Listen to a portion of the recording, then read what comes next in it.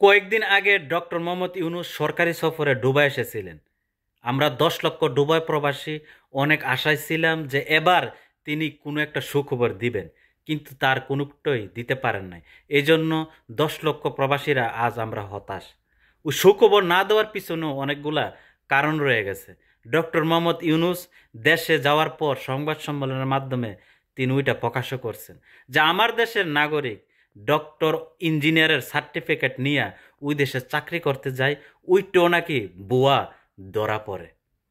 তিনি আরও নারীদেরকে নিয়ে বলছিলেন যে আমাদের দেশের বোনরা ওই দেশে যে চাকরি করতে যায়, যাওয়ার পর যে তারা কি করে ওইটাও নাকি তারা প্রকাশ করছে।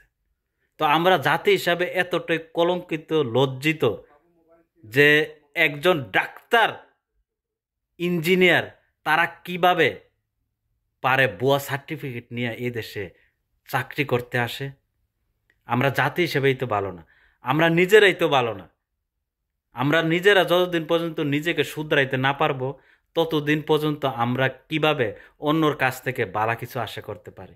এই নিয়ে ডক্টর মোহাম্মদ ইউনূস অনেক হতাশ এবং দুঃখ প্রকাশ করলেন যে আমরা কোন দেশের নাগরিক যে দেশে টাকা দিলেই ডক্টর ইঞ্জিনিয়ারের মতন সার্টিফিকেট আমরা পাই।